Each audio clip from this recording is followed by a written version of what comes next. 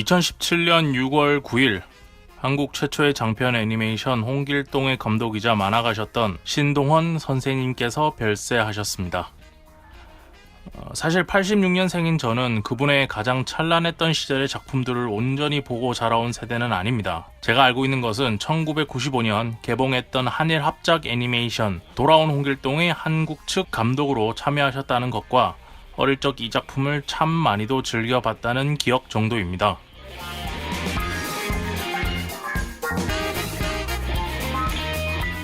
하지만 오늘 제가 이분에 대해서 꼭 얘기하고 싶은 이유는 한국 만화와 애니메이션의 역사를 이해하는데 반드시 알아두어야 할 인물이라는 점과 지난 2월 다니구치 지로가 사망했을 때 그에 대한 방송을 해야지 하면서도 광화문 광장에 나가야 한다는 핑계로 그 타이밍을 놓쳤던 불상사를 이번에도 반복하고 싶지 않았기 때문입니다.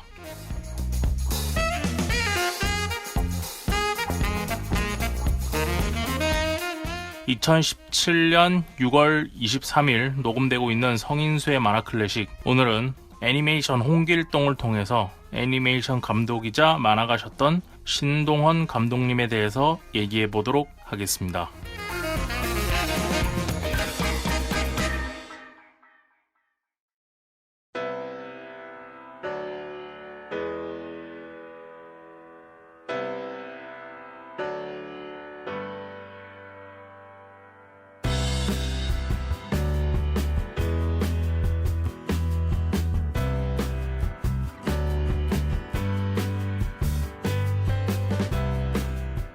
안녕하세요. 인수니즘 코믹스의 작가 성인수입니다. 한 주 동안 잘 지내셨습니까? 성인수의 만화 클래식 19편 시작하도록 하겠습니다.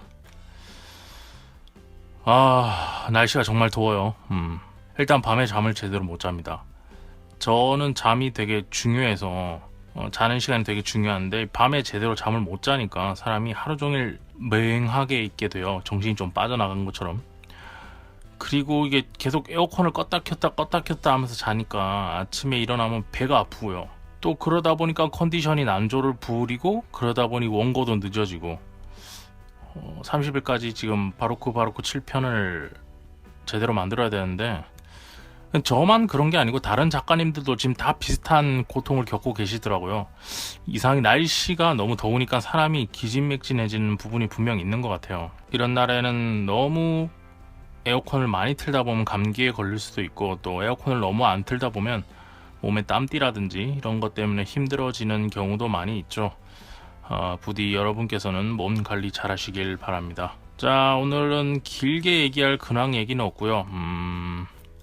한 가지 정도 그냥 제 사생활적인 부분 여담으로 한마디 얘기해보자면, 제가 요새 청강문화사업대 산업대 거기에서 하는 잠깐학교라는 거, 거기에 그 평론가 수업을 좀 받고 있어요. 2주에 한 편씩 받고 있는데 이번 주에는 제가 그동안 썼던 평론 글들을 가져가서 이제 교수님한테 얘기를 듣고 어떤 부분을 고쳐야 되는지, 어떤 부분이 좀 수정되면 더 자연스럽고 좀 더 전문가적인 평론을 쓸 수 있는지 이런 것들에 대해서 막 얘기를 듣는데, 그동안 써왔던 글들이나 이런 것들이 그러니까 부끄럽게 느껴지는 부분도 있었는데 참 다행이다 싶었던 게, 그동안 이만큼 그런 평론이나 이게 우리로 치면 인코 만화 비디오 제 블로그에 있는 거 이런 걸 썼기 때문에 교수님께서 해주시는 얘기가 이해가 되더라고요. 이게 이런 부분이 내가 막혔구나. 저도 제 글을 쓰면서 좀 깨름직한 부분이 있었거든요. 이 부분 좀 뭔가 이유를 모르겠는데 내 글이지만 좀 이상하다, 문장이 이상하다 이런 것도 있지만 내 글이지만 이게 뭔가 가벼워 보이고 뭔가 알 수 없는데 마음에 안 드는 그런 부분이 있었는데, 이번에 가면서 얘기를 좀 듣고 나서 많이 바뀌었어요.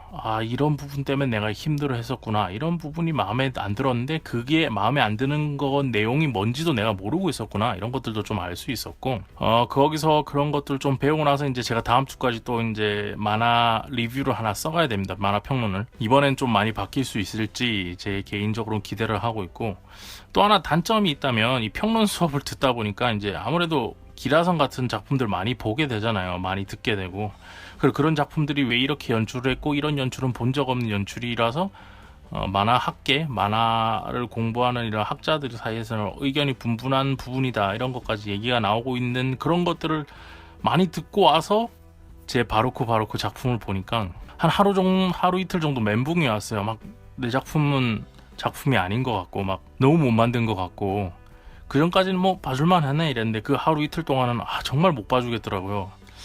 그렇다고 다시 만들자니 그것도 안 되는 거잖아요. 다시 만든다는 거 행위 자체가 내가 내 실력에 대한 부정, 이런 느낌이 좀 있어서 하여튼 이틀 정도는 힘들었습니다. 그리고 나서 든 고민이, 이게 작가로서 작가이면서 만화 평론까지 같이 할 수 있을까? 이게 한 사람이 두 가지를 같이 하는 게 맞는 걸까?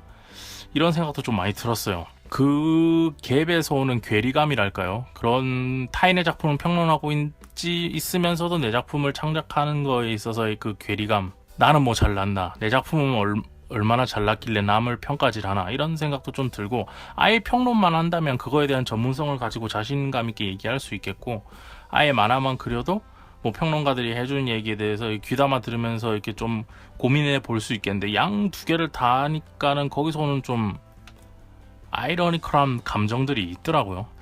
그래서 지금 제가 이 만화 평론이라는 게 한국 만화계에서 꼭 필요하다 싶어서 제가 열심히 배우곤 있는데, 이 방송도 그런 취지로 하고 있는 거죠. 꼭 필요하다고 싶어서. 그런데 제가 그 두 가지를 다 할 수 있을지는 모르겠습니다. 조만간에 어쩌면 작품 만드는 것과 이런 평론이라든지 이런 것들을 하는 것들 중에서 어쩌면 선택을 해야 하는 그런 날이 올지도 모르겠다라는 생각이 좀 어렴풋이 드는 그런 일주일이었습니다. 자, 오늘 근황 토크는 여기까지 하고 2주의 만화 소식 한번 얘기해 보도록 하겠습니다.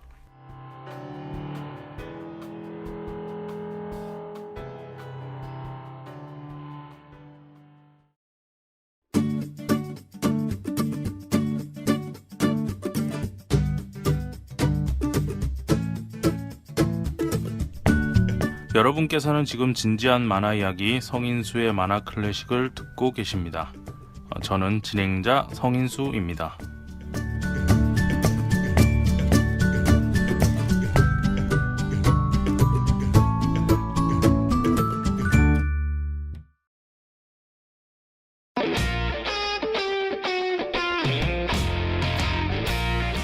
자, 첫 번째 소식입니다. 2017년 가장 주목받는 대표 만화에 대한 선정과 시상을 통해서 창작자와 기업의 만화 창작 및 출판 장려를 꾀하고 만화에 대한 관심과 소비를 활성화하고자 진행되는 제14회 부천 만화 대상 투표가 7월 2일까지 공식 홈페이지를 통해서 진행됩니다. 자세한 내용들은 이제 부천국제 만화 축제, 네이버에서 부천국제 만화 축제라고 치시면 돼요. 거기 홈페이지에 들어가시면은 제일 앞에 나오는 배너가 있는데, 배너가 이제 여러 개가 이렇게 흘러가듯이 나오거든요. 그 중에 세 번째 배너로 가시면 투표하는 곳으로 링크가 바로 돼 있어요. 그러니까 한번 확인해 보시면 되고, 작품들을 한번 읽어 드리죠. 웹툰 부분 따로 있고, 그리고 제14회 부천만화 대상 후보 작품 이렇게 또 따로 있네요. 부천만화 대상 후보 작품 웹툰입니다. 마영신 작가의 19년 뽀삐, 신태훈 나승훈 작가의 놓치마 정신줄, 단지 작가의 단지, 미역의 효능 작가의 지갑 놓고 나왔다, 김풍 심윤수 작가의 찌질의 역사, 순기 작가의 치인 더 트랩이 웹툰 후보에 올라 있고요. 만화대상 후보 작품입니다. 남동윤 작가의 귀신 선생님과 고민 해결, 마리아 스토안 작가의 그냥 좋게 받아들이세요, 엠마누엘 르파주, 프랑수아 르파주 작가의 남극의 여름, 그리고 소보기 작가의 소년의 마음, 임영재 박종호 작가의 아빠 어릴 적에, 임소연 최민호 작가의 어린 농부, 남미리 이은경 김명아 이웅우 작가의 우당탕탕 씨앗 텃밭, 알렉세이 앤 톨스토이 원작입니다. 알렉세이 앤 톨스토이 원작, 파스칼 라바테 작가의 이비쿠스. 이건 2012년 작품인데 올해 출판돼서 그런가요? 다니구치 지로 작가의 지구빙의 사기, 이시키 마코토 작가의 피아노의 숲, 줄리 비르만 클레망 우브리리 작가의 피카소, 이렇게가 있네요. 한번 들어가셔서 투표하시길 바랍니다.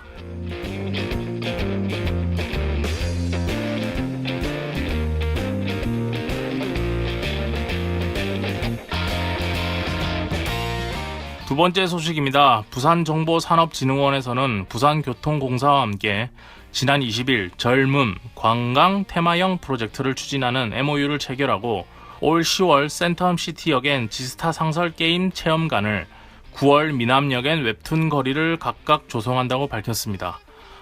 다른 내용들도 있는데 이 기사는 저희는 만화 내용이니까 웹툰 내용만 읽어드릴게요.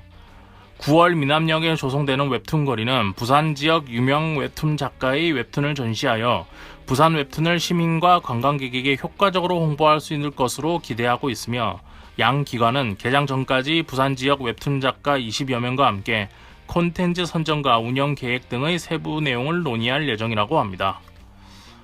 좋은 일이죠. 뭐 강풀거리 이런 거랑 비슷한 거겠죠. 웹툰이 이제 점점 산업에 대한 구조를 띄기 시작하는 것 같아요. 이렇게 지역에서도 이런 얘기들이 올라오는 거 보니까요.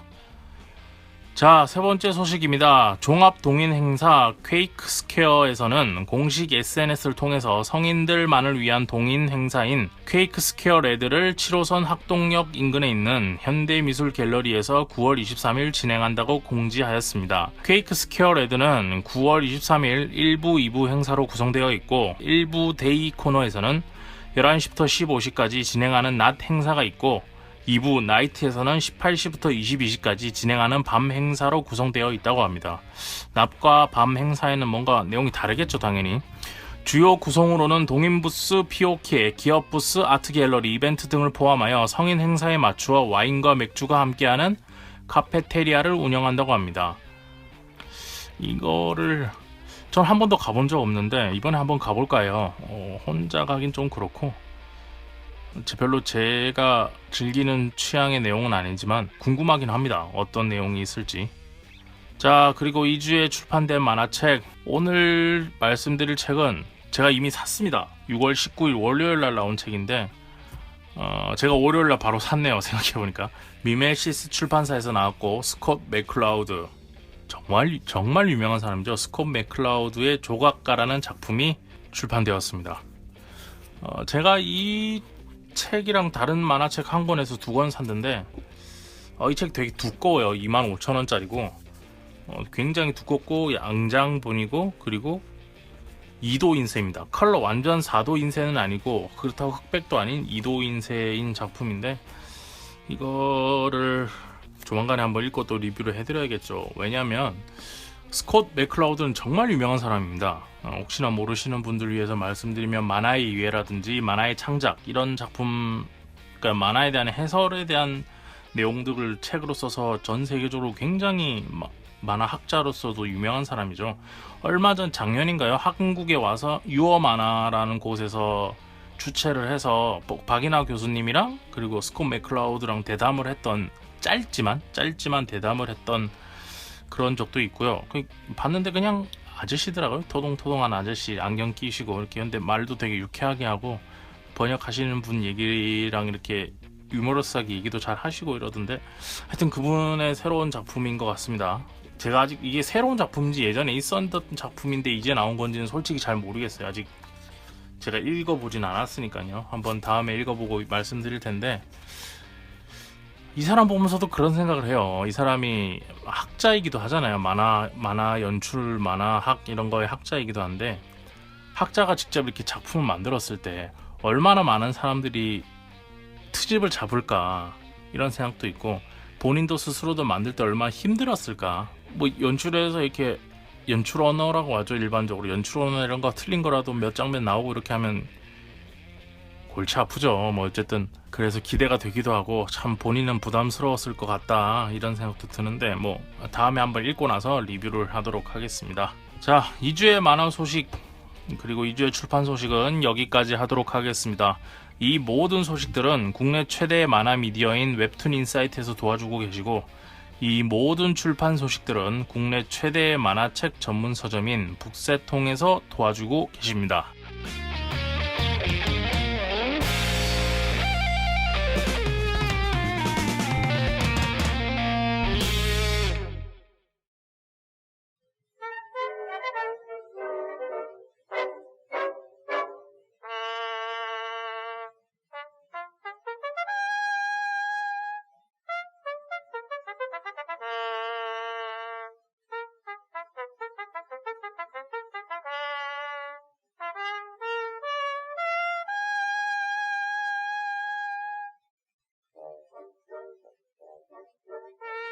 앞서 말씀드렸지만 본 내용을 시작하기 전에 오늘 알려드려야 될 것이 있어서 이 내용들이 어디서 발췌되었는지를 먼저 알려드리고 얘기를 할게요. 이것도 앞서 말씀드린 거지만 제가 이분이 이 작품들을 냈던 시대에 제가 온전히 살았던 사람이 아니고 이 작품들을 그 시대에 보면서 그 시대의 분위기를 느끼면서 소화했던 게 아니에요. 그렇기 때문에 엄청난 많은 자료들을 찾아봤어야 했고 그 자료들 중에서 시간이 없어서 하나로 정리하진 못했는데 그 중에서 괜찮은 부분, 여러분들에게 꼭 말씀드려야 되는 작품들, 말씀드려야 되는 내용들, 이런 것들만 발췌를 해서 읽어드릴 거기 때문에 어디서 보고 어디서 지금 말씀드리는 건지를 다 설명드리겠습니다. 먼저 구글링 했고요. 그리고 얼마 전에 올라온 언론사 기사들 쭉 읽었었고, 그리고 이분과 관련해서 SNS를 통해서 반드시 얘기할 거라고 생각되는 분이 한 두 분 계셨어요. 이렇게 사적 인연이나 공적인 평론을 하실 분들이 계실 것 같아서 송락헌 평론가님 그리고 박이나 교수님 이렇게 두 분 블로그나 이런 걸 찾아봤는데, 송락헌 평론가님은 이제 개인 사적인 인연이나 이런 것들에 대해서 많이 평을 해놓으셨더라고요, 페이스북에. 박이나 교수님도 마찬가지고. 그래서 두 분의 사적으로 관련돼 있는 부분은 뺐고 박이나 교수님이 블로그를 통해서 신동원 감독님에 대해서 이렇게 조금 설해놓은 그 부분이 있어서 그 부분도 좀 참고를 했고, 그리고 이게 얼마 전에 신동원 애니메이션 컬렉션이라고 해서 DVD가 나왔습니다. 찾아보니까 얼마 전에 나왔더라고요. 몇 년 안 됐어요. 그래서 이것도 제가 이게 홍길동이랑 호피와 차돌바위 이 두 작품으로 해서 나왔는데, 이것도 제가 DVD를 샀고 이 DVD를 사면서 한국 애니메이션 결정적 순간들이라는 책이 있습니다. 쿠북이라는 곳에서 나왔고 애니메이션 관련된 서적들은 5권 정도 냈어요. 그리고 이 책 같은 경우에는 오승관, 임경미 작가님이 공저를 하셨습니다. 이 책 같은 경우에는 1960년대부터 2003년까지, 책엔 2003년이었던 것 같은데 2003년까지의 애니메이션들을 정리되어 있어요. 애니메이션 역사가 어떤 식으로 흘러왔고 어느 시대에 어떤 작품이 있었는지가 정리되어 있고, 또 한국만화영상진흥원에서 나온 한국만화사 연표 연구라는 책이 있습니다. 이 책은 만화책 위주로 되어 있는 책입니다. 1883년에서부터 일제강점기 이전부터 시작해서 이 문화라는 게 계속, 그러니까 윗선의 정치 영역을 빼고서라도 문화라는 건 계속 흐르면서 이렇게 서로 교류를 해왔거든요. 그때부터 한국 시대, 한국에는 어떤 식으로 만화가 설파되었고 어떤 식으로 이제 사람들에게 조금씩 받아들여졌나. 우리가 알고 있는 건 1909년도에 대한민국 창간호 1면에 관제됐던 이도영 작가님의 사파 있잖아요. 그 나중에 언젠가 말씀드릴 일이 있겠지만 그때 거부터 해서 쭉 정리되어 있습니다. 이것 같은 경우에는 2012년 작품까지 만화책 기준으로, 웹툰 만화책 기준으로 해서 정리되어 있는 책이 있는데 이것도 함께 얘기를 드릴 겁니다. 그리고 아까 DVD 얘기해 드렸고, 그리고 제가 이건 자료를 좀 출력해서 온 건데 한국영상저작원 기록원이라는 곳이 있어요. 그곳에 가면은 그러니까 영상들을 볼 수 있는 곳은 아닌 것 같고, 이때까지 나왔던 모든 영상, 영화, 애니메이션에 대해서 프로필, 그리고 그것과 관련된 감독님들의 프로필, 스텝의 프로필, 이런 것들을 다 볼 수 있는 거의 공식 사이트, 공식 자료 사이트와 같은 곳입니다. 그래서 그곳에서 이제 신동원 감독님에 대한 프로필, 필로그래피 이런 것도 좀 가지고 왔고, 그리고 홍길동, 그 당시 홍길동에 대해서 어떤 얘기들이 있었는지, 그 작품에 대해서 이제 줄거리라든지 평가, 상 받은 거 이런 것들 쭉 나와 있고, 호피와 차돌바위도 마찬가지, 그리고 돌아온 영웅 홍길동 1995년 작품까지도 제가 거기서 일단 이 기본 베이스 자료들을 가져왔다는 거. 그러니까 다시 정리해서 얘기하면 저도 그 시대에 안 살았기 때문에 모릅니다. 어떤 내용이었고 얼마나 이게 대단했던지 이런 것들을 알 수가 없고, 일단 기본적인 이런 자료들을 토대로 해서 제가 유출해서 말씀드린다는 거, 그거를 말씀드리면서 자, 먼저 얘기를 한번 시작해 보도록 하겠습니다. 이 홍길동이라는 작품은 1967년에 만들어졌어요. 그런데 이 작품은 오랫동안 유실되었습니다. 2008년도까지 이게 필름이 없는 거죠. 그 당시에 만들었던 필름이 없어서 홍길동이란 작품이 있었대라는 얘기는 나왔는데, 이 공식적으로는 자료가 없으니까 우리가 이 홍길동이란 작품을 최초의 한국 장편 애니메이션이라고 이렇게 사적으로는 얘기를 하고 그게 맞아라고는 모두 인정하지만 자료가 없으니까 인정을 못하는 분위기였어요. 그래서 원래 그 전까지의 공식 한국 최초의 애니메이션은 호피와 차돌바위로 되어 있었습니다. 좀 아이러니컬한 건데 홍길동이 먼저 나오긴 했는데 자료가 없으니까 호피와 차돌바위가 먼저라고 얘기할 수밖에 없는 그런 상황이었어요. 그러다가 이제 이 홍길동의 필름이 발견되게 됩니다. 한국 최초의 장편극 애니메이션 총천연색, 그러니까 컬러풀했다 이거죠. 컬러풀한 이 홍길동의 자료들을 어디서 찾게 되었는지 한번 찾아온 자료에서 읽어드릴게요. 한국 최초의 장편극 애니메이션 홍길동은 오랫동안 유실되었다고 알려진 작품이었다. 한국영상자료원에서는 사운드 오리지널 네거티브 필름만 7일이 보관되어 있었다. 그러니까 사운드만, 이것만 있었고 원 내용이 없는 거예요. 원작 필름이. 그런데 2008년 애니메이션 연구자 김준양 씨의 정보로 일본 고베에 있는 플래니트 비블리오테크에서 일본어로 더빙된 홍길동 16mm 프린트 1일과 도쿄 디지털 매매사에서도 역시 16mm 프린트 1일 같은 겁니다. 같은 것들이 있다는 것이 확인됐어요.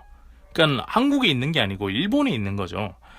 그래서 이 고베 플래닛 비블리테크는 30석 크기의 시네마테크와 문헌자료 열람실을 운영하고 있는 기관인데 여기 관장이 야스이 요시오 씨가 2007년 영일 주식회사라는 배급사 폐업 시에 필름을 다 인수했다고 합니다. 인수했는데 그 중에 이거 홍길동 16mm 프린트가 같이 딸려서 들어온 거죠.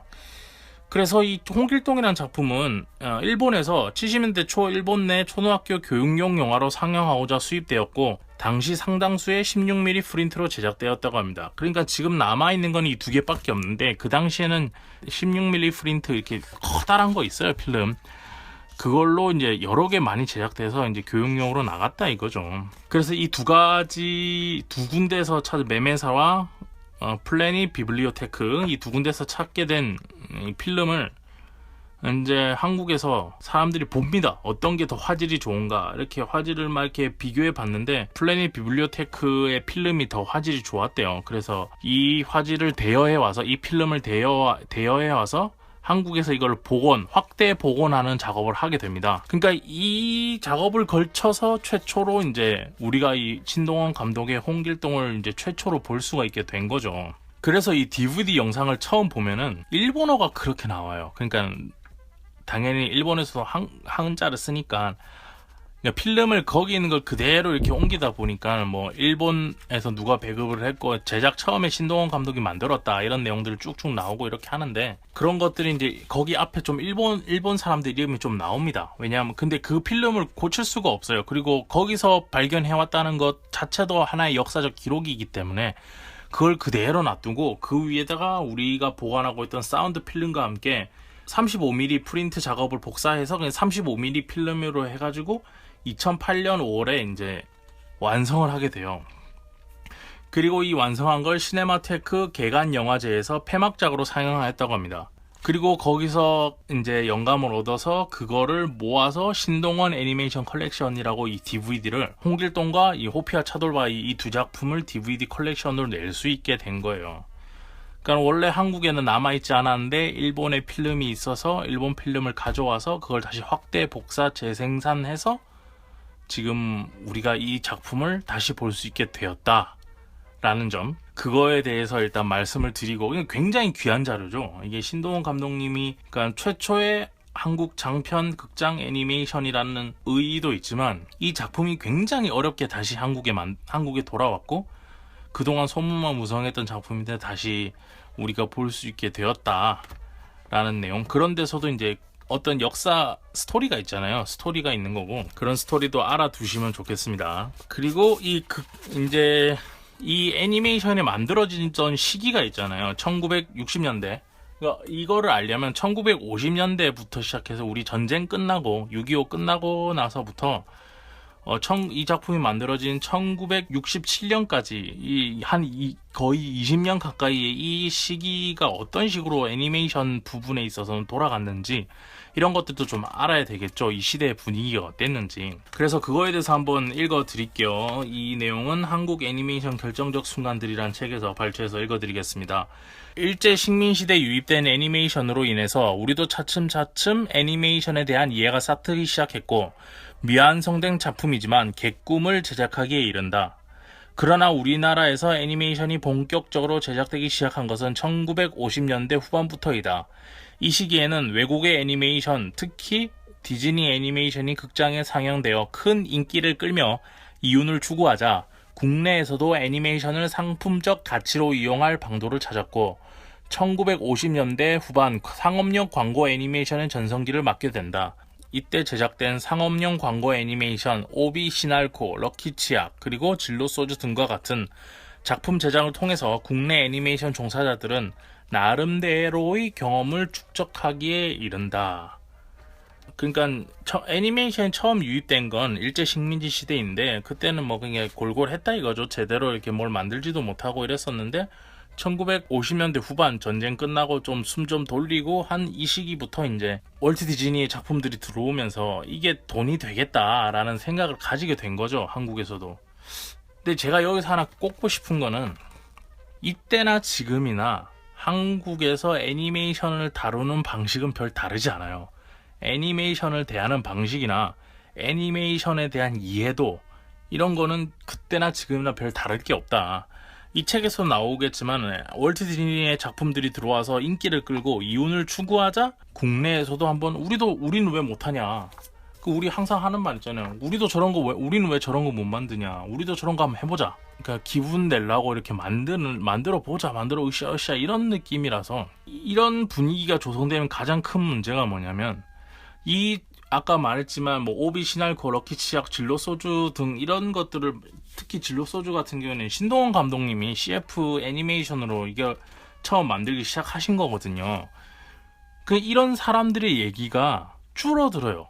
그러니까 이런 사람들이 내는 목소리의 크기가 줄어들고 마침 뭐 우리도 할 수 있잖아 이러면서 그러니까 그 사람들이 이때까지 조금씩 이루어온 어떤 기록이나 경험, 노하우 이런 것들이 오로지 이 한 편의 애니메이션 제작을 위해서만 이렇게 갈려 들어가듯이 이렇게 이용될 뿐이지 이것들을 이용해서 어떻게 파이프라인을 가지고 이렇게 번성해 나갈 건지 어떤 파이프라인을 가지고 산업화 시킬 건지 이런 것들에 대한 생각은 여전히 없다. 그때나 지금이나 마찬가지다. 그런 것을 한번 말씀드리고 싶고 그게 이제 1960년대 이 애니메이션 67년도에 나왔으니까 이 시기의 얘기를 한번 들어봐야겠죠. 1960년대 한국 영화계에는 새로운 변화를 맞이하게 된다. 박정희 정부는 기존의 영화 문화에 대한 대대적인 통제와 검열, 그리고 영화 산업의 새로운 재편 등을 시도한 것이다. 따라서 국내 영화 제작의 패턴이 달라지기 시작하면서 청소년이나 아동을 위한 영화 제작 증가 및 애니메이션 제작으로 이어졌다. 먼저 1960년대 국내에서 애니메이션이 제작된 배경은 먼저 1950년대부터 수입된 월트 디즈니의 애니메이션 영향 때문이다. 디즈니 애니메이션은 당시 국내 흥행업자 및 관객들에게 상당히 큰 문화 충격을 주었다. 살아있는 것과 같은 부드럽고 자연스러운 움직임과 총천연색 영상은 관객들과 영화 제작사 및 애니메이션 종사자들을 문화 충격에 빠뜨렸다. 특히나 영화 제작 및 수입업자들에게는 디즈니의 애니메이션이 흥행에 큰 성공을 함에 따라 그 상업성에 주목하게 되었고 애니메이션을 제작하게끔 이른다. 그러니까 돈 때문에 시작한 거예요. 이게 역시 돈을 되는 사람들은 돈을 벌기 위해서 이제 이 산업을 이 애니메이션을 이용하려는 목적으로 처음 이제 장편 애니메이션을 우리도 만들자 이렇게 된 건데 이 애니메이션을 만들려면 아시겠지만 감독이 있어야 돼요. 감독이. 그럼 먼저 이 사람들이 이제 감독을 누구 시킬 거냐 이런 생각을 했겠죠. 그때 두 가지에 의해서 이 신동원 감독님이 발탁되는데 첫째는 그러면 한국 사람들이 제일 좋아하고 제일 많이 알고 있는 이야기가 뭐지? 이렇게 된 거죠. 뭐겠어요, 당연히. 우리나라 뭐 전래동화, 뭐 콩쥐팥쥐 이런 것도 있을 거고, 뭐, 여러 개 있겠지만, 당시 이 사람들은 홍길동이란 작품을 애니메이션 하자. 이렇게 만듭니다. 왜 그렇게 얘기를 하느냐? 바로 1965년 소년조선일보 창간 당시에 이제 연재된 홍길동이란 작품이 있는데, 이 작품의 작가님이 바로 신동우라는 작가님입니다. 그리고 이 신동우라는 작가는 신동헌 감독의 동생이에요. 그러니까 사람들이 처음에 애니메이션을 만들자, 그럼 뭘 가지고 만들지 했을 때 요새 제일 인기 있는 이 홍길동이라는 작품이 한국만화영상진흥원에서 나오는 내용에는 한국만화사 연표 연구 이 책에 보면은 홍길동이라는 작품이 제목이 그냥 홍길동이라고 돼 있어요. 그런데 방해나 교수님의 그 칼럼이라든지 아니면 다른 자료들이라든지 신동우라는 분에 대한 자료들을 찾아보면 제목이 풍운하 홍길동입니다. 제가 보기엔 똑같은 내용인 것 같아요. 근데 같은 거가 맞는데 이 책에는 그냥 홍길동이라 연재되어 있다고 얘기되는 거고, 원래 제목은 풍운하 홍길동이라는 제목이 원래인 것 같습니다. 그래서 이 풍운하 홍길동에 대한 얘기를 하자. 이 신동우라는 사람이 만든 작품이 4년간 총 1300여 회, 이건 엄청난 거죠. 4년간 1300여 회 연재면은 거의 뭐 사람을, 이때도 마찬가지죠. 이게 인권이나 노동에 대한 얘기가 없으니 거의 갈아 넣은 거죠. 갈아 넣어서 이렇게 만든 건데, 그러면 이 신동우 작가의 이 풍운하 홍길동을 하자. 근데 누가 할 거냐? 이렇게 얘기했을 때 이 사람들이 감독으로 세울 수 있는 사람이 누구였냐면, 당시 신동헌 감독님이 뭘 하고 있었냐면 1960년대부터 뭘 하고 있었냐면 신능파, 넬슨 신이란 사람입니다. 신능파, 정병권, 김대중 애니메이터들을 문화에 두고 신동헌 감독님이 진로 소조를 비롯하여 제약, 전자, 주류, 섬유회사 등의 수백 편의 애니메이션 광고를 제작하고 있었어요. 그러니까 신동훈 감독님이 이 작품으로, 신동훈 작가님이 풍운하 홍길동으로 날리고 있을 때 이 풍운하 홍길동으로 애니메이션을 만들자 이렇게 됐을 때 이 당시에 애니메이션 감독으로 신동훈 감독님이 이미 이게 광고, CF, 그 당시엔 선전을 애니메이션으로 만들고 있었던 거죠. 단편. 그러니까 이미 이 사람들은 이 애니메이션에 대한 어느 정도의 기본 소양은 쌓여 있는 거예요. 이게 셀 애니메이션이니까 몇 장 갖다 놓고 이렇게 딱딱딱 하면 움직인다. 그리고 그걸 제작하기 위해서 얼마의 비용이 들고 사람이 얼마나 필요하고 대충 이런 게 감이 오는 신동헌 감독님과 이 애니메이터들은 그런 것들에 대한 어느 정도 감이 있었던 상태인 거죠. 그래서 이 최초의 작품 홍길동이란 거를 1965년도에 만들자라고 이렇게 제안하게 됩니다. 이게 제일 처음에 그러니까는 이 홍길동이라는 작품의 애니메이션을 누가 만들려고 했었냐면 세기상사라는 곳에서 이 신동훈 감독님과 얘기를 해서 신동훈 작가님의 작품을 이 신동훈 감독님에게 맡겨서 만들자라고 처음 제의를 했고, 신동 감독님 좋죠. 당연히 오케이, 당연히 만들자 이렇게 돼서 이제 2년 동안 열심히 해서 이 애니메이션 홍길동을 만들게 된 겁니다. 자, 그럼 이제 오늘의 주인공이죠. 이 신동헌 감독님이 이제 등장을 했는데, 그러니까 신동헌 감독님이 홍길동이라는 작품을 맡게 된 이유도 아시겠죠. 이제 어떤 뒤에 비하인드 스토리가 있어서 맡게 되었는지. 이분도 상당한 분이에요. 이분도 만화책도 많이 만드셨고, 그리고 여러 잡지, 만화 잡지 이런 것들도 창간위원으로도 활동하시고, 또 여러 네컷 만화 이런 것들도 만드시고, 뭐 그러다가 이제 애니메이션의 꿈을 가지고 애니메이션까지 이제 당시에는 이제 광고 애니메이션을 만들다가 이제 기회가 온 거죠, 자기한테도. 그랬던 신동헌 감독님에 대해서 제가 한번 읽어드리겠습니다. 1927년생이십니다. 1927년 함경도 회령 출생이시고 함께 남아한 형제들은 신동훈, 신동철, 신동우 이렇게 있다고 합니다. 1942년부터 44년까지 1941년이네요. 41년부터 44년까지 경성중학교를 재학했는데, 이때 2학년 때 일본 유명 학생 월간지인 형설시대와 학생의 만화가 실리게 됩니다. 이게 최초의 만화라고 생각하시면 돼요. 그리고 1946년에서 48년 사이 충무로에 있는 미군 초상화를 그리던 만화가 김용환과 김의환 형제를 만나게 됩니다. 그리고 이때 이분들에 의해서 만화계에 입문하게 되고 당시에 단행본 스티브의 모험이란 작품을 간행하게 됩니다. 뭐 이 이후에는 이때가 19, 20살 이때쯤이라고 보시면 되겠네요. 27년생이시니까 18, 20, 20 이때 이미 스티브의 모험이란 단행본을 내시게 됐고, 그 이후에 주간 만화행진의 창간위원으로 활동하고 또 주간 만화뉴스 전속 작가로 활동하게 됩니다. 그러다가 1953년 이제 피난 오게 되는 거죠. 부산으로 피난 오시고 연합신문 4컷 만화 주태백을 연재하게 됩니다. 이때 이 주태백이라는 4컷 만화를 연재하게 됐는데 이때부터 문화부에서 전속 작가로 근무하시게 됩니다. 그 이후에는 여러 가지 일을 합니다. 54년부터 60년대까지는 대한만화가 협회 사무국장 및 민국일보 전속 만화가로 활동하시고 서울신문, 조선일보 등 잡지의 만화를 연재했습니다. 그리고 아까 제가 말씀드렸던 1960년도부터 이제 여러 애니메이터들을 문화에 두고 이제 진로소주, 제일 유명한 건 진로소주죠. 진로소주 애니메이션 등 이런 것들을 만들게 된 거죠. 그러니까 처음에 이분도 만화가로 출발하신 거예요. 만화가로 출발하셨다가 이제 60년대 때부터 이제 애니메이션에 대한 영향을 받으면서 그것들을 만드는 일을 하게 됩니다. 그러다가 이제 1965년 말 66년 이때 신동원 프로덕션에서의 이제 애니메이션 광고 계속 만들고 있다가 세기상사에서 제안하게 됩니다. 이제 신동우가 소년 조선일보에 연재하고 있던 풍우나 홍길동, 이 자료에서도 풍우나 홍길동이 나오는 거 보니까 풍우나 홍길동이 원제가 맞는 것 같습니다. 원안으로 한 최초의 국내 장편 애니메이션 홍길동의 제작을 하자 이렇게 제안이 들어왔어요. 형한테, 신동호 씨한테 형이죠. 그래서 이거를 만들겠다 이래서 1967년 1월 22일 대한극장과 세기극장 이 두 군데서 이제 개봉을 하게 됩니다.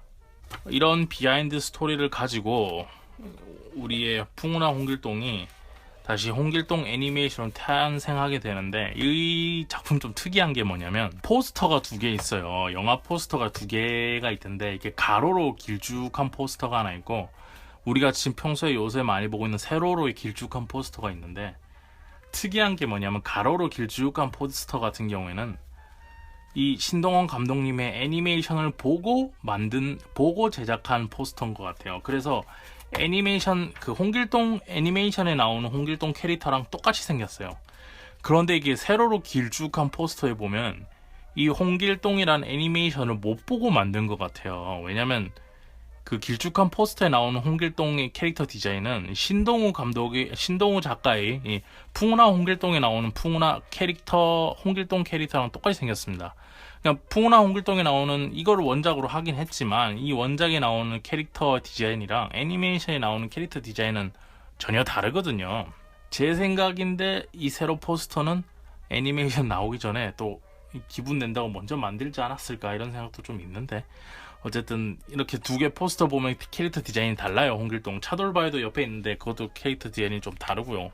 여튼 이런 홍길동에 대해 당시에는 이게 제작을 들어갈 때 어떤 내용들이 실렸는지 한번 말씀을 드려볼게요. 이건 제작 당시의 주요 기사들입니다. 이 홍길동 작품에 의해서 관련된 기사들인데 한번 읽어드릴게요. 동아일보에서 67년 1월 14일에 나왔던 내용입니다. 홍길동, 우리나라 최초의 만화 영화를 완성. 이게 옛날 단어 어투라 지금이랑 좀 안 맞는 부분도 있는데 하여튼 좀 이해해 주십시오.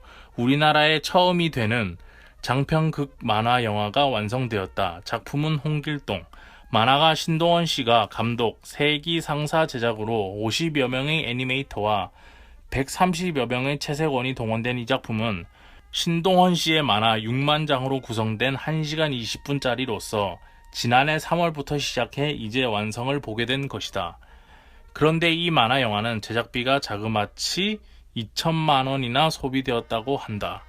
이거는 이 당시 기사인데 이것도 한 개 크로스 체크 해봐야 될 게 있어요. 이거는 박인하 교수님의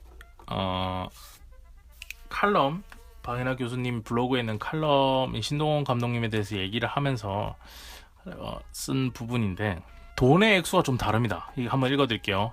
동생 신동우 작가가 인기리 연재한 만화 풍우나 홍길동을 장편 애니메이션으로 제작할 당시 촬영에 필요한 필름이 없어서 미 공군이 항공 촬영 시 사용한 필름을 양잿물로 씻어서 사용하고 셀 애니메이션의 기본 재료인 셀조차 구할 수 없어서 미군이 사용하던 비닐을 얻어다가 사용했다. 이런 열악한 환경 속에서도 30여 명의 인력으로 만들어낸 홍길동이 1967년 극장에 개봉하게 되었다. 그 결과가 바로 하루 400명씩 1년간 그렸고 제작비는 5,400만 원으로 제작된 홍길동이다.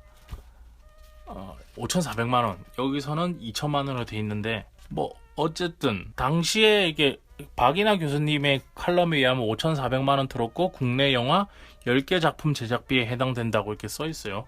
그리고 이 당시에 동아일보 기사에는 2천만 원이나 들었다 이렇게 돼 있어요. 그러니까 어쨌든 돈의 액수를 얼마나 포함시키냐에 따라 다를 수 있겠지만 어쨌든 엄청난 돈이 들었다 당시에 기준으로 볼 땐 상상도 할 수 없는 돈이 들었다. 그리고 이제 이 작품이 개봉을 했습니다.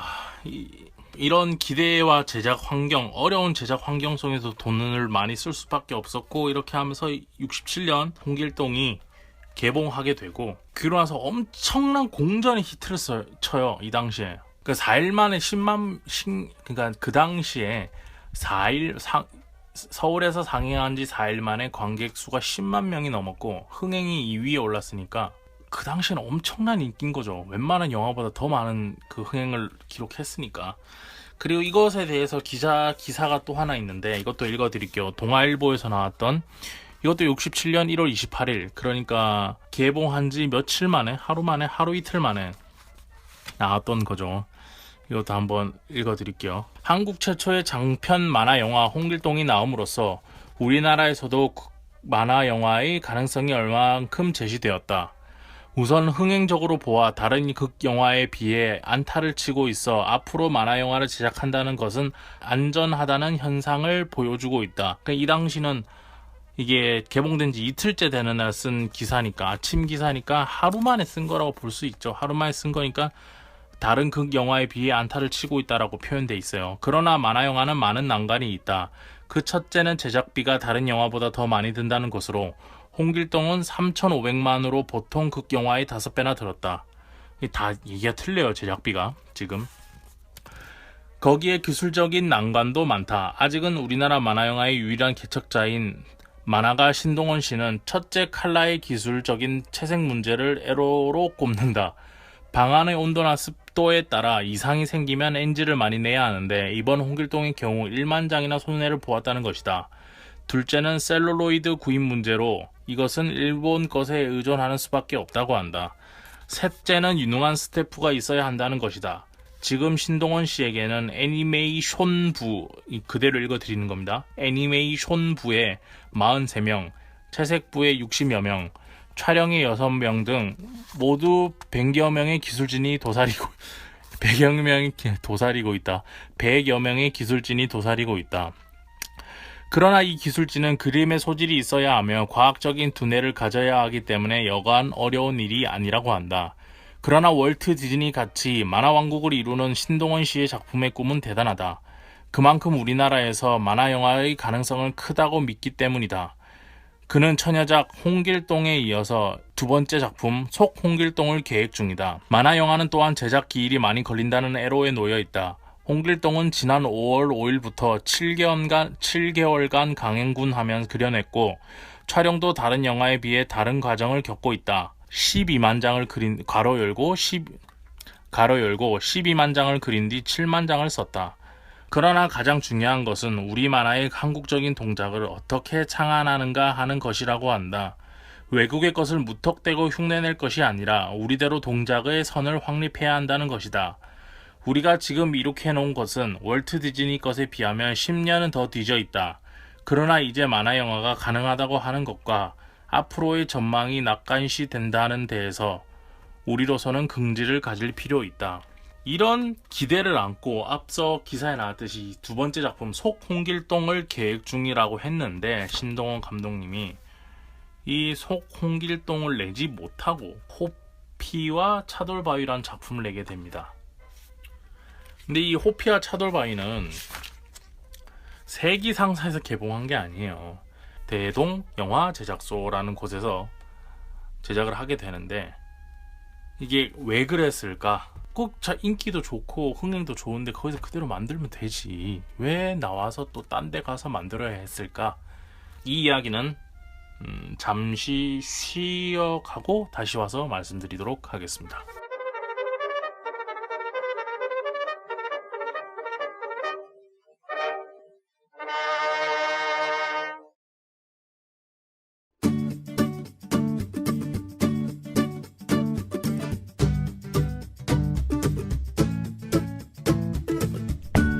여러분께서는 지금 진지한 만화 이야기 성인수의 만화 클래식을 듣고 계십니다.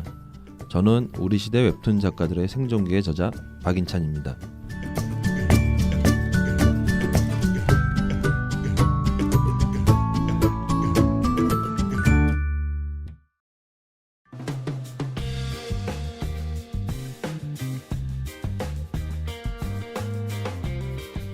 자, 이렇게 세기상사에서 첫 번째 흥행을 하게 됐는데 왜 여기서 안 만들고 다른 데로 애니메이션을 가서 또 만드냐. 대동 영화 제작소. 이게 옛날 자료들이라서 그냥 옛날 그 시대에 어울리는 말이잖아요. 아까 신문 기사에도 보면 애니메이션 이런 거라든지 대동 영화 제작소 이런 것도 생각보다 좀 어려워요. 발음하는데 좀 이해해 주세요. 그리고 제가 스케줄상 오늘 지금 밤을 새고 나서 지금 녹음을 하고 있는 거기 때문에 발음이 좀 꼬이는 부분도 있어요. 이해해 주십시오. 어쨌든 자, 왜 이렇게 홍길했는가 그거에 대해서 얘기를 해야 되는데, 그 전에 홍길동이라는 작품을 보면서 제가 어떤 생각을 했냐면, 이분이 왜 이렇게 만들었는지 알겠다. 이게 보면은 굉장히 중력을 거스르는 듯한 사람이 말도 안 되게 짜부러진다 그러죠. 땅에 완전히, 올바른 표현이 맞나요? 짜부러진다 그러면 납작하게 됐다 이렇게 튀어나오고 이런 슬립스틱 같은 동세가 많은데, 이게 일반 필름 영화에서는 구현할 수 없는 모습이잖아요. 근데 디즈니에서도 잘 안 나오는 모습이에요. 이런 게 그 당시에 피터팬이라든지 이런 작품들에 비하면. 그러니까 굉장히 그런 부분에서, 그러니까 다 디즈니 영화에서 볼 수 없는 그런 것들을 구현해보자라는 생각이 좀 있었던 것 같아요. 그래서 그런 부분, 그러니까 디즈니가 안 하고 있는 거, 이런 것들을 동세로 좀 넣어보자 이런 생각이 좀 있으셨던 것 같고, 그리고 이건 한국 애니메이션, 뭐 한국 작품들 보면서 항상 애니메이션을 보면서 제가 느끼는 거지만, 캐릭터들이 시스템적이지 않다는 생각은 매번 해요. 근데 이 작품도 그런 생각을 하게 됩니다. 캐릭터가 시스템적이지 않아. 그러니까 디즈니나 뭐 더 많이 나가면 픽사 같은 경우에도 그렇고 일본 애니메이션도 그렇고 캐릭터가 굉장히 정형화되어 있어요. 그러니까 한번 딱 정해진 캐릭터의 그 얼굴 형태나 이런 것들이 뭐 각도에 따라서 좀 이쁘게 보이기 위해서 이렇게 바꾸는 것도 있지만은 굉장히 시스템적으로 생겼어요. 누구나 그릴 수 있을 것 같아. 그 캐릭터 얼굴들이 전후 좌우 이렇게 돼 있는 그 소스만 그 애니메이터들한테 주면은 왠지 그대로 그릴 수 있을 것 같아. 굉장히 시스템화되어 있는 얼굴들이에요. 그렇게 그리라고, 그렇게 그리게끔 되어 있는 얼굴들인데, 한국 애니메이션들은 그런 게 좀 약해요. 그러니까 시스템적인 캐릭터가 아닌 것 같아. 굉장히 딱 정해놓고, 약속을 정해놓고 그리는 느낌이 안 들어요. 그러니까 그런 부분에서는 좀 치밀하게 정해놓고 작업을 안 한다는 거죠. 지금 요새 애니메이션도 그런 것들이 굉장히 많다는 느낌을 제가 많이 받는데, 한국 애니메이션에서 뭐 3D로 넘어가면 그런 걱정을 할 필요는 없겠죠. 하지만 2D 애니메이션은 그런 걱정을 좀 하는데, 이 신동원 감독님의 이 작품도 그런 느낌이 있어요. 그러니까 제가 딱 하나 아쉬운 거는 캐릭터가 그러니까 처음부터 끝까지 얼굴이 좀 많이 다르다. 고개를 돌리면 딴 사람 같고 이런 부분들이 좀 있는데, 그런 부분들도 이게 좋게 봐주자면 다른 애니메이션들과 다르게 만들기 위해서만 나름 노력하다 보니까 이렇게 됐다 이렇게 얘기할 수 있을 것 같고, 나쁘게 말하면 설정하는 캐릭터 설정이나 이런 거 하실 때 좀 더 치밀하게 디테일하게 하지 않으셨을 수도 있다 이런 의문도 좀 있어요.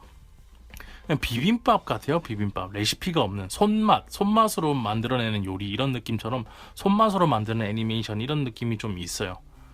이거를 맛이라고 보면 맛인 거고, 안 좋게 보면은 좀 더 효율적으로 작업하기가 어렵지 않았나 이런 부분도 있는데, 여튼 홍길동을 보면서 그런 생각을 좀 하게 됐습니다. 그래서 앞서 뭐 이게 홍길동을 만들고 다른 제작소 넘어가는 이야기를 하려고 했었는데, 이 당시에 1967년도에 상을 받아요. 제6회 대종상 영화제. 이 당시는 엄청난 거죠.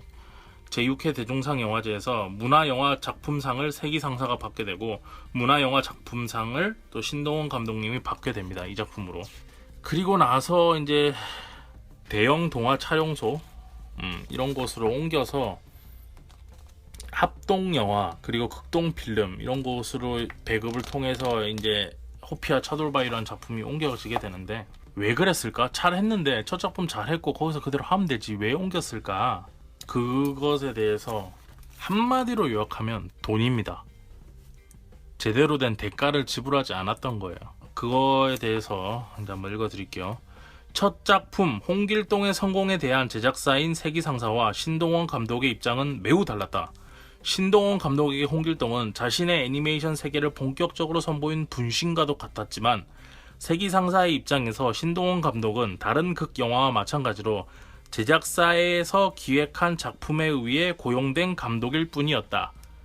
신동원 감독은 제작사가 홍길동으로 거둔 수익을 다음 작품에 투자하기는커녕 급료조차 제대로 주지 않은 시스템에서 더 이상 작업을 할 수 없다고 판단하여 대동영화 제작소를 통해 홍길동의 외전격에 해당하는 호피와 차돌바위의 제작에 들어간다. 이에 세기상사는 국립영화제작소 출신의 박영일 감독을 섭외하여 선화공주와 손오공을 제작한 것으로 맞대응한다. 신동원 감독의 두 번째 작품인 장편 작품인 호피와 차돌바위는 홍길동에서 등장했던 검객 호피와 귀여운 조연 캐릭터 차돌바위를 중심으로 전개되는 외전격에 해당하는 작품으로 2년여에 걸쳐 제작된 전작과는 달리 이 2년여에 걸친 전작은 홍길동이죠. 홍길동과 달리 70여 분에 해당하는 장편 작품을 기획해서 완성까지 단 6개월 만에 완성하게 된다. 제작 기간을 놓고만 봐도 전형적인 속편에 갖게 되는 문제, 즉 전작의 인기에 기대어 졸속으로 나온 작품이 될 위험이 큰 작품이었다. 전편과 작화 스타일이 유사하며 전작 홍길동의 캐릭터들이 다시 등장하지만 시나리오 자체가 한국 사람이면 누구나 알 수 있는 전작과 같이 잘 알려진 원작이 아니라는 문제점 또한 존재했다. 하지만 호피와 차돌바위는 짧은 제작 기간임을 감안한다면 홍길동을 신화로 만든 신동원 감독 제작팀 특유의 연출 스타일과 수준 높은 애니메이션을 엿볼 수 있는 수작이며 파도치는 장면의 섬세한 움직임 연출은 지금 보아도 전혀 뒤떨어지지 않는 수준의 애니메이션을 보여주고 있다. 이건 앞서 설명했던 부분인데 다시 한번 말씀드릴게요. 특히 호피와 차돌바위는 초창기 애니메이션 작품에 대한 체계적 관리의 개념이 없던 시절 홍길동 원본 필름이 분실되어 수십 년간 신동원 감독과 홍길동의 자취를 살펴볼 수 있는 기록이 남아있는 국내 최초의 장편 애니메이션 역할을 하기도 했다는 점에서 큰 의의가 있다. 호피와 차돌바위 역시 동화 극장 개봉 당시에만 1만 3천 명의 관객을 동원하는 등 흥행에도 성공을 거두었지만 또다시 제작사와의 계약관계와 금전적인 문제가 발생하고 작품이 흥행에 성공해도 자신이 빚더미에 안게 되는 모순된 현실에 지친 신동원 감독은 이 작품을 끝으로 극장용 장편 애니메이션 제작을 중단하게 된다. 결국 돈이죠. 돈 때문에 싸우는 거죠. 그러니까 애니메이션은 그때나 지금이야 돈이 많이 들어요. 그러니까 속된 말로 애니메이션 만드는 사람들끼리 기획할 때 제일 많이 하는 얘기가 뭐냐면, 야, 이거 하나 만드는데 빌딩 한 채 값이 들어가는데 제대로 안 할래? 이런 식으로 얘기를 많이 해요. 기획 단계 때. 왜냐면 이 기획이 하나 잘못돼서 손실되면 정말 피해가 큽니다. 애니메이션은 다시 수정해야 되는 시간도 길고요. 그때나 지금이나 마찬가지로 제작비가 많이 든다는 리스크가 있는데, 이거에 비하면 정말 작품만 제대로 나온다면 큰 인기도 얻을 수 있고 뭔가 이렇게 얻게 되는 것들이 많은 게 애니메이션이에요. 근데 당시에는 임금체불 제대로 돈을 안 줬다는 거죠. 그때나 지금이나 마찬가지로 배급사, 제작사 이런 데서 다 돈을 떼어먹는 겁니다. 뭐 지금은 좀 많이 괜찮아졌다고 저는 믿고 싶습니다만, 그 이후에는 애니메이션 작업을 안 하세요. 신동원 감독님이 거의 안 하세요. 거의 없다시피 합니다. 거의 한 몇 년 동안 안 하시다가 이제 1972년도에부터 79년까지 7년 동안 애니메이션 회사인 유니버셜 아트에서 이사로 있으면서 일본 다츠노코 프로덕션의 독수리 용제 하청 작업을 하시는 등 이렇게 유명한 분이, 창의력도 있고 돈만 있으면 작품도 또 계속 만드실 수 있었던 분이 하청을 무시하는 건 아니지만 하청을 또 하청대로 잘하는 재능이 있는 거고, 창작을 또 창작대로 잘하는 재능은 또 있는 거거든요. 결국 돈 문제 때문에 이런 것들이 싹 갈린다는 거. 뭐 그 외에는 뭐 여러 가지 이렇게 합니다. 뭐 애니메이션 뭐 관련해서 참가하시고 뭐 어디 고문으로도 만들고 뭐 뽀뽀뽀 애니메이션을 담당하시기도 하고 뭐 이러는데, 그 이후에는 애니메이션이나 만화 이런 것보다는 좀 클래식에 심취하신 것 같아요. 이런 일을 겪으시면서 제가 신동원 감독이었으면 이런 생각이 있었을 것 같아요. 아이 더러워서 안 해. 예전에 이만기 씨가 나 천하장사 못하겠소라는 얘기를 한 적이 있거든요. 이게 천하장사를 해서 뭐 돈을 뭐 얼마 받아서 1,000만 원, 예를 들어서 정확한 금액은 아닙니다. 1,000만 원 받았어. 그러면 뭐 그날 당장 한턱 쏘고, 그리고 돈 받았으니 협회에 얼마 돈 기증하고, 대학교에 기증하고, 돈 기부하고, 뭐 고등학교 기부하고, 뭐 이렇게 중학교 기부하고, 이렇게 돈을 조금씩 기부하고 나면은 자기가 상금을 1,000만 원 받았는데 나가는 돈이 더 많다는 거예요. 뭐 2천만 원 이렇게 나간다는 거예요. 그래서 더 이상 그 밑에서 비하인드로 나 더 이상 천하장사 못하겠다, 못해먹겠다 이런 얘기가 있었다는데, 마찬가지죠. 당시에 인기 있게 잘 만들었는데 이런 대접을 받고 이렇게 하니까. 근데 중요한 건 이때나 지금이나 애니메이션을 대하는 대부분 제작사들의 자세나 태도는 다르지 않아요. 그 이때부터 만약에 이렇게 빈정상하지 않을 정도로만 해줘서 이때부터 만약에 우리 나름대로의 발전을 이루었다면, 뭐 일본 애니메이터들처럼 집요하게 만들진 못했겠지만 적어도 지금 애니메이션 시장이 이 모양 이 꼴은 되지 않겠죠. 그리고 너무 단파적으로 뭐 어린이날 한 편 이런 식으로만 생각하고 만드니까 90년대 초반까지만 해도 다 그런 식으로 만든 거 아니에요. 국가에서 돈 대줄 테니까 한 편 만들어봐, 어린이날 틀지 뭐 이런 분위기. 참 안타까워요. 저는 이분이 그러니까 왜 애니메이션이 없지? 그런 생각을 했어요. 홍길동이랑 호피와 차돌바위가 이렇게 인기가 많았는데 다음 것도 만들 법한데 왜 없지? 라고 생각했었는데 이런 이유가 있더라고요. 이건 제 의견입니다만 더러워서 안 해. 더 이상 힘들어서 못 해먹겠다.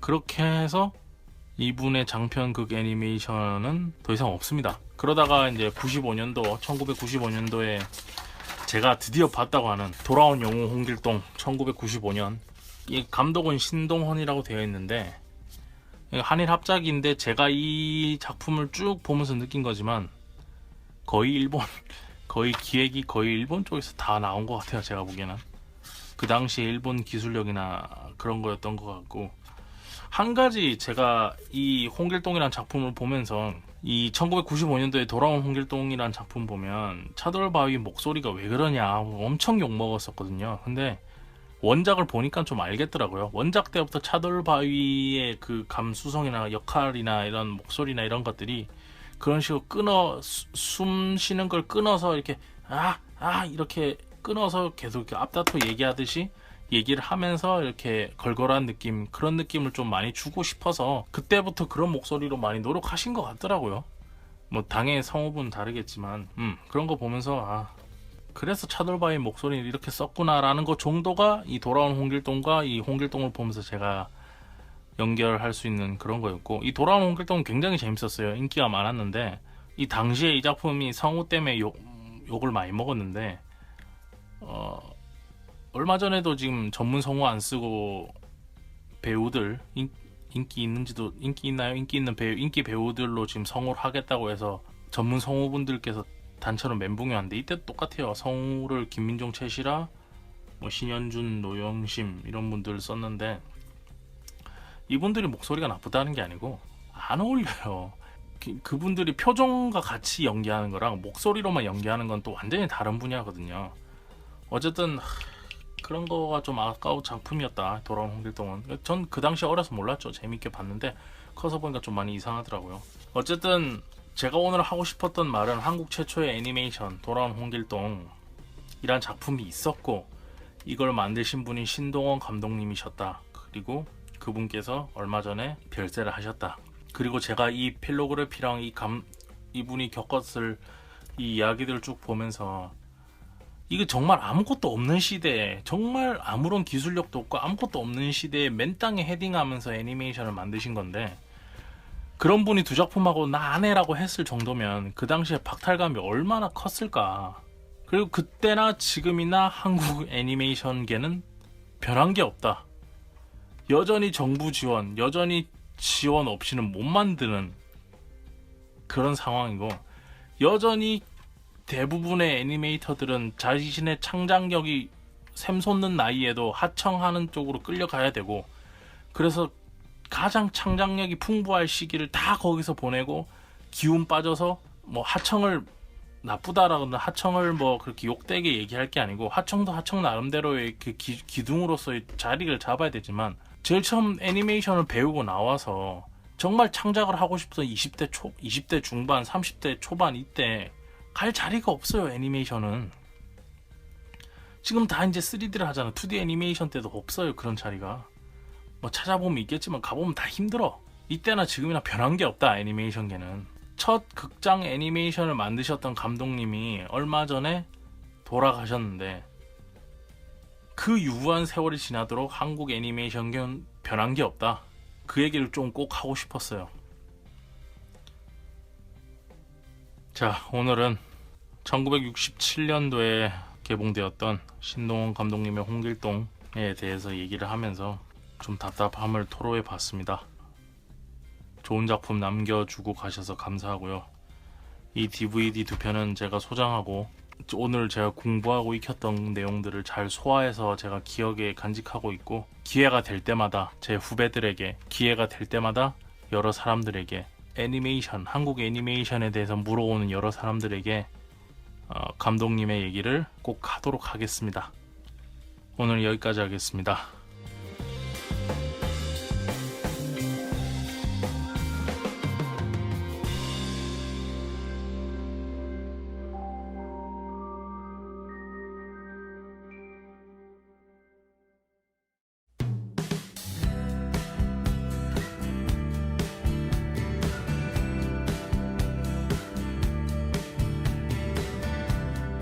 자, 오늘은 1967년에 나왔던 홍길동, 신동원 감독님의 작품, 원작 신동우 작가님의 풍운항 홍길동 소개해드렸습니다. 제가 애니메이션을 하다 온 사람이라 그런지 이 내용만 말할 때만 되면 흥분을 할 수밖에 없어요. 저번에 원더풀 데이즈 때도 그랬지만. 자, 이번 주에는 제가 읽어드릴 댓글은 하나밖에 없어요. 왜냐면 아직 웹툰이 업데이트 안 됐고 7편이.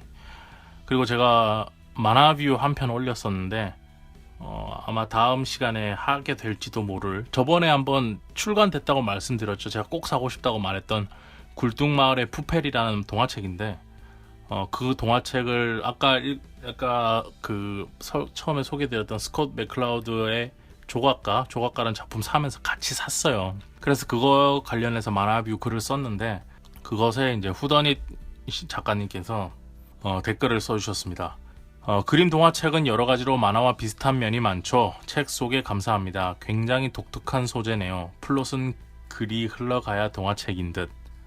덕분에 눈이 호강했습니다. 히히 라고 써주셨습니다. 이게 그러니까 저번에도 소개해드렸지만 굉장히 일러스트가 이뻐요. 그래서 눈이 호강했다고 하신 것 같은데 이 만화뷰 글 끝에도 제가 썼습니다만 사서 보시라. 이 작품 좀 소장할 만하다 이런 생각이 들어서 소개를, 제가 20일날 샀는데 19일날 샀어요. 19일날 사고 20일날 새벽에 글을 썼는데 그날 바로 이 굴뚝마을의 푸펠이라는 작품에 대해서 쓴 거죠. 한 권 사서 보셨으면 좋겠어요. 굴뚝마을의 푸펠. 제가 다음 주에 상황을 보고 저 작품을 소개해 드릴 수도 있을 것 같은데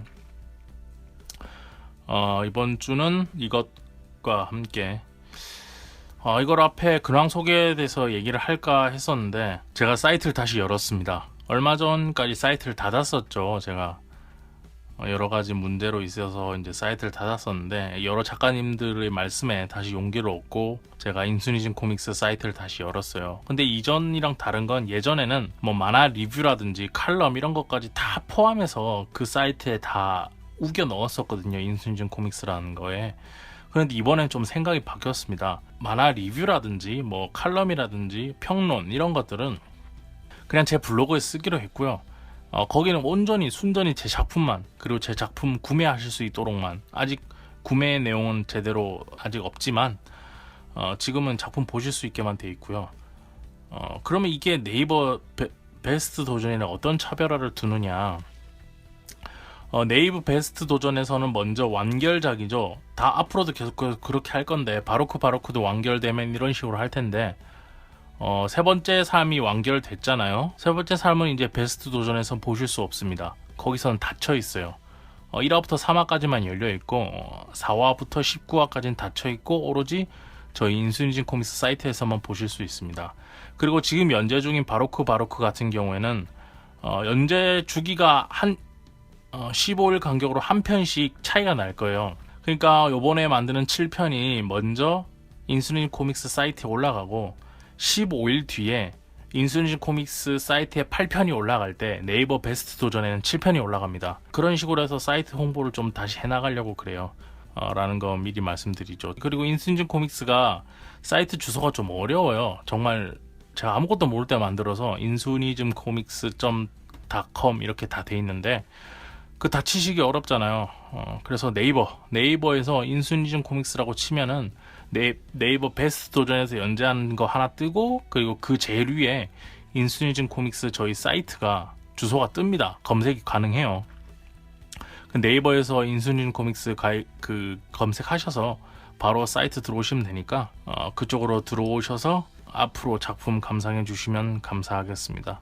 자, 2017년 6월 23일 금요일 녹음되고 있는 성인수의 만화클래식 19편 신동원 감독님의 홍길동, 오늘은 여기까지 하겠습니다.